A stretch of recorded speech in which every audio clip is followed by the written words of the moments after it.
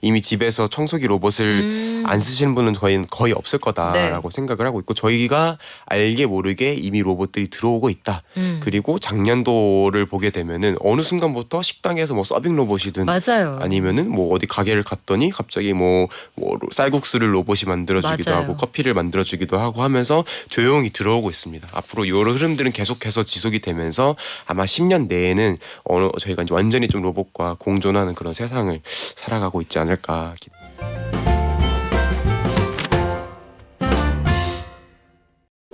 증시에서 기업들의 펀더멘털을 봐야 한다고 하더니 올해 내내 증시를 관통한 최대 공약수는 테마가 아닐까 싶어요.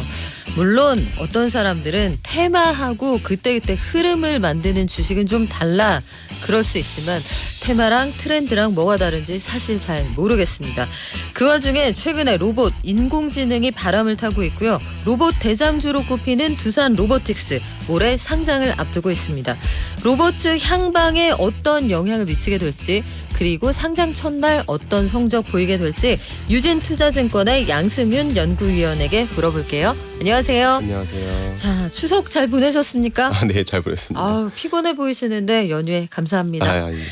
자, 우리 두산 로보틱스 관련해서도 게시판에 질문이 되게 많았는데 공모주 청약에 무려 국민들 150만 명 돈이 33조 원이 몰렸어요. 돈이 이렇게 많은지 몰랐는데 왜 이렇게 인기가 많은 거예요?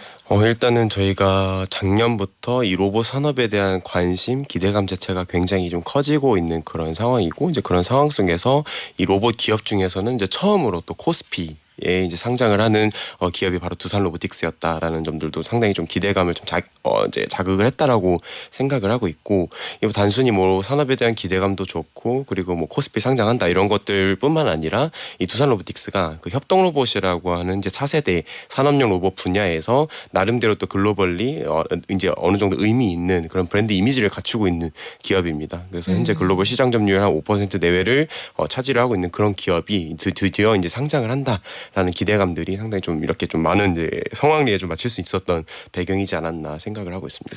로봇이 종류가 되게 많은 것 같은데 협동 로봇이라는 단어를 최근에 많이 쓰거든요. 네. 이건 무슨 뜻이에요? 사람이랑 말 그대로 이제 협동을 할 수 있는 로봇이다라고 보실 수가 있는데 사실은 이게 이제 제가 4세대 산업용 로봇이라고 설명을 드렸던 것처럼 산업용 로봇의 일종입니다. 저희가 뭐 1960년대, 뭐 70년대부터 뭐 자동차 공장이나 아니면은 뭐 전기 전자 공장에서 이런 제조 용도로 많이 쓰이던 로봇들을 저희가 산업용 로봇이라고 하는데 거기 그런 기존의 로봇들과 다르게 좀 더 이제 안전성도 갖춰지고 이제 가격도 저렴하고 여러 가지 뭐 제조뿐만 아니라 뭐 치킨 튀기는 데 쓰기도 하고 뭐 커피 내려주는 데 쓰기도 하고 네. 해서 어떻게 보면 좀 범용적인 그런 로봇 플랫폼의 유형으로 보실 수가 있지 않나 생각을 하고 있습니다. 아, 한 번쯤 다들 보셨을 것 같아요. 로봇 바리스타나 아니면 치킨집에서 그 사장님하고 같이 일하고 있는 그 로봇. 네. 팔만 일하고 있어서 약간 괴기스럽기도 한데 치킨 하루에 뭐 500마리까지 저는 끄떡없어요. 이런 로봇 팔 이런 게 협동 로봇이라는 것도 이번에 알게 되네요. 근데 사실 뭐 기업의 펀더멘털 좋고요. 장래 어디까지 갈 거냐 좋은데 일단 단기적인 시장의 관심사는 첫 거래일에 이게 주가가 어디까지 올라갈 거냐 지금 거기에 상당히 쏠려 있거든요. 전망은 어떻습니까? 일단은 단기적으로는 슈팅할 가능성은 충분히 남아 있다라고 저는 생각을 하고 있습니다. 첫 번째로는 지금 유통 이제 가능한 주식 물량 자체가 뭐 25% 정도이긴 한데 또 저희가 기관 청약을 하면서 상당 부분 이제 많은 기관들이 락업이라고 해가지고 이제 저희가 일정 기간 동안 팔지 못하는 그런 조건들을 내세우면서 그 청약을 했었어요. 그래가지고 실질적으로 유통될 수 있는 물량 자체가 뭐 10% 내외지 않겠는가 이런 이야기들도 있어가지고 이런 유통 물량 자체가 적다 보면은 또 단기적으로 튈 수 있는 그런 여지들이 있기 때문에 이제 그런 것들 관점에서는 좀 단기적으로 슈팅할 수 있겠다. 그리고 또 이 두산 로보틱스의 이제 유사 기업, 피어 기업으로 볼 수 있는 이제 레인보우 로보틱스의 네. 시가총액이 현재 뭐 3조를 이제 왔다 갔다 상당히 좀 높은 수준에서 이제 해외 이제 횡보를 하고 있는 그런 상황이어서 두산 로보틱스가 이번에 상장을 하게 되면은 이제 시가총액이 이제 상단으로 확정이 돼서 1.7조에 올라오게 되는데 뭐 레인보우 로보틱스는 뭐 3조가 넘어가고 있는 그런 상황이니까 요 시가총액에 좀 따라붙는 모습들이 나올 수도 있지 않겠는가 이런 기대감들도 같이 존재하는 것 같습니다. 근데 전체적으로 보면 지금 말씀하신 레인보우 로보틱스도 최근에 주가가 한동안 굉장히 많이 오르다가 지금은 약간 주춤한데 두산도 그렇고 레인보우 로보틱스도 그렇고 장부를 들여다보면 이 회사들이 미래 성장 가능성이 높다는 건 인정. 근데 그동안에 걸어온 길을 보면 돈을 썩 잘 벌고 있느냐? 그리고 현재 흑자를 내고 있느냐? 그건 아니란 말이에요. 그리고 수백억 원대에 불과한 매출인데 현재 평가받고 있는 기업의 시장 가치가 적정하냐? 이것도 논란이 좀 될 수는 있을 네, 것 같거든요. 맞습니다. 네. 어떻습니까? 사실 저희가 이제 애널리스트가 보통 기업의 가치 평가를 할 때 뭐 이제 상대 평가를 많이 하게 됩니다. 뭐 다른 뭐 글로벌 시장이나 아니면 한국 시장에 이제 유사한 기업들의 뭐 밸류에이션이 어느 정도 되는가 그런 부분들 좀 많이 참고를 하고 있는데 지금 로봇 시장에는 유의미하게 저희가 비교할 수 있는 기업이 없습니다. 뭐 그쵸. 협동 로봇도 네. 상장되어 있는 게 한국밖에 없는 상황이고요. 그래서 오. 뭐 단순히 뭐 PER이나 아니면 네. 뭐 PSR이나 이런 멀티플 배수를 통해서 기업 가치를 산정하는 거는 사실 지금 쉽지는 않다. 그리고 이 로봇 산업이 뭐 다른 산업과 다르게 또 이제 앞으로 뭔가 미래에 상당히 큰 이제 성장을 할 걸로 기대가 되고 있는 그런 산업이어서 사실 저희도 좀 어떻게 기업 가치를 평가를 해야 되는가 굉장히 어려운 부분들이 있긴 하지만 저 같은 경우는 이제 뭐 RIM이나 아니면 DCF와 같은 이제 미래 실적들을 추정을 해서 이제 그런 것들을 현금 흐름을 토대로 해서 좀 이제 장기적인 전체적인 좀 내재 가치를 토대로 좀 제시를 드리고 있는 상황이고요. 뭐 단기적인 뭐 실적을 가지고 이 기업 가치를 평가한다라고 하면은 사실 로봇 종목들의 손이 나가기는 굉장히 어려울 것 같다. 한 사실 5년 뭐 10년 뒤를 내다보고 이때까지 성장할 수 있는가 어떻게 성장할 것인가 성장 가능성이 명확하게 있는가를 토대로 해서 좀 평가를 해야 되지 뭐 단기적으로 아직 뭐 매출액이 뭐 100억이다 뭐 200억이다 이런 실적으로 판단하기는 조금 쉽지는 않은 것 같습니다. 그래서 걱정이 되는 게 이제 한쪽으로는 굉장한 기대감, 이쪽이 어차피 갈 길이고 노동 인력의 상당수를 대체할 거라는 전망은 다들 공감을 하실 텐데 단기적으로 보면 이런 기대감들이 소멸됐을 때 로봇주가 전체적으로 상장 이후에 재료가 소멸되면서 조정을 크게 받을까 봐 걱정도 좀 되거든요. 전체적인 패턴이 어떻게 흘러가게 될까요? 일단은 지금까지 흘러왔던 흐름들을 좀 지켜보면은 저희가 작년부터 굉장히 많이 올랐습니다. 네. 올해만 해도 이 로봇 관련 종목들의 이제 시가총액이 한 거의 100% 이상 상승을 하면서 굉장히 강세를 보였었는데 이 상세를 이제 상승 흐름을 보였었던 그 배경에는 뭐 기업들의 펀더멘털이 좋아서 아니면 실적이 잘 나와서라고 보기보다는 이제 여러 가지 모멘텀들 이슈 기반에서 많이 올라왔었고 그런 모멘텀 그리고 이슈가 소멸될 때 이제 또 조정을 받는 그런 모습들을 보여왔었던 만큼 또 이제 10월 초에 뭐 두산 로보틱스 상장이라든지 이런 재료들이 소멸이 되면은 또 단기적인 조정 국면은 불가피하지 않을까 생각을 하고 있습니다. 근데 또 한 가지 이제 재밌는 것들은 네. 이 뭐 단순히 두산 로보틱스 그 재료가 소멸된다고 끝이 아니라 계속 나올 겁니다. 로봇 쪽은 뭐 정책적인 모멘텀들도 있을 거고요. 그리고 대기업들 뭐 삼성전자는 이제 뭐 웨어러블 로봇을 곧 출시한다고 하고 있고 거기에 더해서 뭐 하나라든지 이런 주요 대기업들이 계속해서 지금 로봇 사업을 본격적으로 준비를 하고 있는 상황이어서 이런 대기업들에서 여러 가지 로봇 사업 뭔가 확대해 나가는 흐름들이 나오는 것들도 이제 좋은 재료가 될 수가 있고 그리고 한국뿐만 아니라 이제 글로벌리 시선을 넓혀봤을 때 지금 저희가 또 지난주 뭐 이때 이제 테슬라에서 지금 개발을 하고 있는 네. 휴머노이드인 옵티머스의 새로운 영상이 공개가 됐었어요. 그래서 저희가 이제 기대보다 빠르게 좀 발전하는 모습들이 나오고 있고 또 내년 초에 그런 테슬라의 AI 데이가 개최되면서 또 새로운 기술적인 기대감들도 커질 수 있다. 여러 가지 재료들은 앞으로도 계속 나올 거기 때문에 이제 단기적인 조정 국면이 오히려 좀 매수 국면으로 좀 작용할 수 있는 그런 상황이지 않나 저는 이렇게 생각을 하고 있습니다. 이건 약간 번외 질문이 될 텐데 두산 그룹주가 전체적으로 두산 로보틱스 상장하고 나면 이 회사 전체적으로 그룹의 기업 가치가 올라갈 거야 해서 동반해서 올라가다가 이제는 상장이 다가오기 전에 이제 청약 앞두고는 두산에서 빼서 나는 로보틱스에 청약금으로 넣어둘 테야 해서 두산 주가가 빠졌잖아요. 근데 두산 주가 금방 회복될 거야 이런 전망들이 있더라고요. 네. 실제로 그렇습니까? 일단은 보통 저희가 상장을 시키게 되면은 이제 자회사를 상장을 시키거나 하면은 그 자회사의 주가는 잘 가지만은 이제 모기업 이제 어떻게 보면 지주회사나 이런 모기업들의 주가 흐름이 단기적으로 좀 그렇죠. 악화되는 흐름들이 네. 늘 나왔기 때문에 이제 그런 이야기들이 좀 나오고 있는 것 같은데 결국은 이제 뭐 지금 단기적인 그런 변동성은 불가피하지만은 또 이제 시간이 지나고 이런 이제 두산 로보틱스 시가총액이 만약에 1.7조 원을 이제 뚫고 계속해서 올라가게 되면은 당연히 두산에서도 인식할 수 있는 그런 기업 가치의 폭이 넓어질 수 있어서 단기적인 관점에서는 변동성 커지지만 장기적으로는 상승할 수 있다라는 관측들이 나오는 거로 이해를 하고 있습니다. 이런 신산업의 경우에 저는 궁금한 게 정부의 정책 방향 이런 것들이 시장의 수급이나 아니면 시장에 대한 기대감에 어느 정도 영향을 미치는지 이게 좀 궁금하거든요. 예컨대 부동산 시장에서는 정부 정책이 미치는 영향이 사실 거의 대부분입니다. 상당히 지대한데 정부가 첨단 로봇 산업 전략 1.0이라는 걸 발표할 계획이라고 해요. 이게 그냥 공상 과학 만화 같이 그냥 뭔가 잡히지는 않지만 하겠다 요렇게 끝날지 시장에서 이걸 굉장히 큰 재료로 받아들일지 잘 모르겠는데 연구위원님 보시기엔 어때요? 사실 재료긴 재료다라고 생각을 하는데 이게 뭐 로봇 산업이 그 정부 정책에 어느 정도 영향을 받는가 하면은 부동산만큼은 아니지 않나라고 생각은 하지만 이 정부 정책이 또 굉장히 좀 중요한 측면들이 있다라고 생각을 하고 있습니다. 지금 저희가 이제 로봇 산업에 대해서 굉장히 희망차고 이제 미래에 대한 기대감들 중심으로 말씀을 드렸지만 국내 로봇 산업을 보면은 굉장히 부족한 부분들도 많은 게 사실입니다. 아직 이 산업의 생태계 자체가 굉장히 영세하고 또 글로벌 뭐 일본이나 뭐 독일이나 미국과 비교해서는 그런 기술력 수준도 굉장히 부족한 것도 맞고 해서 지금 이제 정부 정책이 빨리 들어와서 이 영세한 이 국내 로봇 산업을 육성시키는데 좀 판을 깔아줘야 되지 않을까 생각을 하고 있고요. 이제 그런 판들이 많이 깔리면 깔릴수록 또 성장할 수 있는 그런 이제 여력들이 나온다라는 것들이기 때문에 이제 그런 부분에서는 시장에서는 이제 좋게 바라볼 수밖에 없지 않을까 이렇게 생각을 하고 있습니다.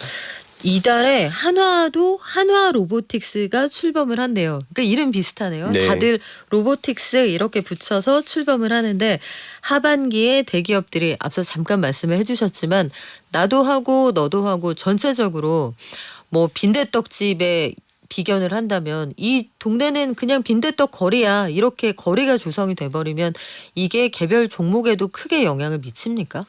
저는 미칠 거라고 생각을 하고 있습니다. 지금 이제 대기업들이 말씀해주신 것처럼 이제 하나 로보틱스가 설립이 되고 이제 너도 나도 이 로봇 사업을 하려고 하고 있는 상황인데요. 지금 대기업들이 그동안 로봇 사업을 안 했었기 때문에 지금 당장 로봇 사업을 하기에는 쉽지 않은 측면들도 있기 때문에 이제 그런 부분들을 지금 이제 기존에 존재하던 뭐 로봇 전문 기업들과 아마 협력을 통해서 진행을 하지 않을까 생각을 하고 있고 이제 그런 이슈들이 나오면은 또 호재로 작용하겠죠. 뭐 대표적으로는 이제 삼성전자가 연초에 레인보우 로보틱스에 지분 투자를 했던 것처럼 이런 식으로 좀 다양한 협력들이 나오지 않을까 기대를 하고 있습니다. 아까 아직까지 국내 기업들의 성적이나 아니면 사세가 영세하다는 말씀을 잠깐 해주셨는데 그 얘기를 하고 싶었어요. 삼성전자에 누가 레인보우 로보틱스에 갔다더라. 구경 갔다. 요거 가지고도 주가가 사실 굉장히 많이 오르고 그랬잖아요. 네, 상반기에. 네, 네. 근데 우리 장부를 들여다보면 현재 상황으로는 지금 돈을 어느 정도 벌고 있어요? 레인보우 로보틱스가 네, 네. 지금 저희가 작년 기준으로는 이제 매출액이 한 120억, 130억 정도 나왔었고 올해는 뭐 상반기만 봤을 때 한 70억 정도 매출을 기록을 하면서 이제 전년 대비 조금 성장을 하지만은 기대보다는 이제 크게 성장을 하지 못하고 있다. 저는 이제 연간으로는 한 160억 정도 매출을 기록을 할 걸로 예상을 하고 있는데 저는 이제 본격적인 실적 성장은 내년 이후로 전망을 하고 있습니다. 이 로봇이라고 하는 게 뭐 단기간에 폭발적으로 그런 수요가 늘어나는 것들은 아니고 이제 어떻게 보면 L자형 커브를 그리면서 올라가지 않을까 생각을 하고 있고요. 지금까지 여러 가지 보급되었던 로봇들의 이제 본격적인 성장 국면, 성장 궤도에 오르기까지의 시간들이 얼마나 걸렸는가를 보면은 대략 10년 내외가 소요가 되었었습니다. 그런 점들을 고려하면 뭐 단기적으로 뭔가 실적이 폭발적으로 늘어나기보다는 이제 단계적으로 올라갈 것이다. 그럼 이제 내년에 왜 성장을 기대를 하는가 하면 이제 전반적으로 내년 이후에 이 로봇 수요가 좀 개선이 될 거다라고 생각을 하고 있고요. 지금 올해를 보게 되면은 뭐 경기 불확실성 커지고 있고 기업들의 투자 자체가 좀 축소가 되고 있는 상황이어서 뭐 협동 로봇뿐만 아니라 뭐 산업용 로봇이든 기타 로봇 유형에 대한 수요 자체가 좀 이제 침체가 되고 있는 상황이어서 이제 내년 이후에 좀 경기가 반등하게 되면은 이제 전체적인 수요 개선이 기대가 된다라고 보고 있고요. 거기에 대해서 지금 이제 레인보우 로보틱스는 올해 하반기에 뭐 서빙 로봇이라든지 아니면 내년 상반기에는 AMR이라고 하는 이제 물류 로봇도 같이 출시를 할 예정이 있습니다. 그리고 지금 올해 또 해외 법인을 설립을 해서 해외 진출도 준비를 하고 있고요. 그래서 지금 이제 새로운 로봇들 나오고 이제 해외 쪽에서 매출 유의미하게 이제 나오기 시작을 하는 게 아마 내년이지 않을까. 그래서 이제 본격적인 이제 성장 궤도에 올라가는 거는 이제 내년 정도로 예상을 하고 있습니다. 그렇다면 상장을 앞두고 있는 두산 로보틱스의 비교군이라고 이야기할 수 있는 레인보우 로보틱스가 연간 160억 원 정도 그리고 내년부터는 쑥쑥 커나갈 거다. 레인보우 로보틱스는 그렇고 두산 로보틱스는 그러면 상장 이후에 이쪽은 연매출 내년 이후에 성장세 어떻게 보시나요? 일단은 지금 기업 측에서는 대략 올해 매출 한 600억 오. 이상을 제시를 하고 네. 있습니다. 작년은 뭐 450억 정도 매출을 했었었고 올해는 이제 그거보다 조금 더 이제 성장을 하는 그림이고요. 그리고 이제 2026년, 2027년 정도가 되면은 이 두산 로보틱스에서 이제 한 7천억 이상의 매출을 기록을 할 것이다라고 예상을 하고 있습니다. 사실 스토리는 거의 비슷하고요. 내년 이후에 이제 경기 턴어라운드하면서 이제 수요가 확대가 되고 이제 글로벌 채널 수를 늘리면서 전체적인 이 협동 로봇 판매 대수가 늘어날 거고 거기에 대해서 지금 두산 로보틱스가 굉장히 강조를 하고 있는 거는 내년에 이제 AMR 레인보우 로보틱스와 마찬가지로 이 물류 로봇 쪽 기업을 인수를 통해서 네. 이 사업을 로봇 포트폴리오를 확대를 시켜 나가겠다라고 하고 있는 상황입니다. 그래서 이런 것들이 더해지면서 마찬가지로 실적 성장 흐름을 기대를 해볼 수 있지 않을까 이렇게 예상을 하고 있습니다. 물류 로봇은 어떤 일을 하게 돼요? 가면? 지금 뭐 물류 로봇이라고 하는 게 굉장히 폭이 넓긴 합니다. 네. 뭐 물류 창고에서 쓰일 수도 있고 뭐 뭐 공장 상하차도 내에서 있고. 쓰일 수도 있고요. 그리고 이제 뭐 실외 배송, 뭐 라스트 마일 딜리버리나 뭐 음식 배달 쪽으로 활용이 오. 될 수가 있어서 굉장히 폭이 넓은데 지금 레인보우 로보틱스랑 그리고 이제 두산 로보틱스가 하겠다고 하는 것들은 이제 공장 물류 쪽이 좀 포커스가 맞춰져 있다라고 생각을 하고 있고 여러 가지 물류 로봇들 좀 관심이 커지고 있긴 하지만 저는 이제 공장 물류를 굉장히 유심히 지켜보고 있는 게 지금 이제 국내 대기업들 뭐 제조 기업들이 뭐 여러 가지 지금 북미 쪽이나 아니면 유럽 쪽이나 새로운 공장들을 많이 짓고 있어요. 새로운 공장들인 만큼 아마 스마트 팩토리의 형태가 도입이 될 가능성이 크고 거기에는 또 하나의 시스템으로서 이 물류 자동화 로봇들이 아마 많이 적용이 될 것이기 때문에 이제 그런 흐름들 따라가다 보면은 이제 공장 물류 쪽에서 상당히 큰 폭의 그런 수요 증가가 나오지 않을까 이렇게 기대를 하고 있습니다. 그래요. 우리가 전기차 시장을 보면 테슬라라고 하는 일종의 그 리트머스 종이 같은 그런 기업이 하나 있잖아요. 이 협동 로봇 시장에서는 우리가 이 회사 가는 거 보면 우리나라 기업들 어떻게 가겠구나. 요 미리 보기가 된다. 이런 회사는 없어요, 아직. 지금 글로벌리 한 군데 있기는 합니다. 한 군데. 예. 이름이 뭐예요? 유니버셜 로봇이라고 유니버셜 로봇. 네. 로봇 회사들은 이름 되게 정직하구나. 네, 로봇 네. 이렇게 써놓는구나. 네, 보통 로봇 아니면 로보틱스 이렇게 네. 하시는데 그 유니버셜 로봇은 글로벌 협동 로봇 시장 점유율 1등을 차지를 하고 있습니다. 아마 30%에서 40% 정도 어느 차지를 나라 회사예요? 덴마크의 회사고요. 이 회사 자체는 비상장사여서 사실 정보 제한이 있기는 하지만 다행히도 그 미국의 테라다인 이라고 하는 반도체 검사 장비 업체가 2015년도에 100% 인수를 하면서 그 테라다인이 실적 발표하거나 여러 가지 계획을 발표할 때 그 유니버셜 로봇에 대한 이야기들도 항상 포함이 돼서 나옵니다. 그래서 저희가 어느 정도 뭐 분기 실적이나 연간 실적이나 앞으로의 전망 이런 것들은 그 이제 테라다인이 공개를 하는 정보들을 토대로 확인을 할 수가 있기 때문에 좀 그 기업을 유심히 체크를 해보는 게 좋지 않을까 생각을 하고 있습니다. 유니버셜 로봇 기억하겠습니다. 1208님이 우리가 일상에서 로봇 체감할 수 있는 시점은 언제쯤 될까요? 하셨는데 진짜 언제쯤 될까요? 사실 되게 모순된 이야기거나 네. 아니면 사실 저의 이야기에 대해 반박을 하시는 분들도 계시겠지만은 이미 많이 체감을 하고 계실 거예요. 이미 집에서 청소기 로봇을 안 쓰시는 분은 거의 없을 거다라고 생각을 하고 있고 저희가 알게 모르게 이미 로봇들이 들어오고 있다. 그리고 작년도를 보게 되면은 어느 순간부터 식당에서 뭐 서빙 로봇이든 맞아요. 아니면은 뭐 어디 가게를 갔더니 갑자기 뭐 쌀국수를 로봇이 만들어주기도 맞아요. 하고 커피를 만들어주기도 하고 하면서 조용히 들어오고 있습니다. 앞으로 이런 흐름들은 계속해서 지속이 되면서 아마 10년 내에는 저희가 이제 완전히 좀 로봇과 공존하는 그런 세상을 살아가고 있지 않을까 기대를 하고 있습니다. 그래요. 앞으로의 실적 지켜보겠습니다. 지금까지 유진투자증권 양승윤 연구위원이었습니다. 고맙습니다. 감사합니다.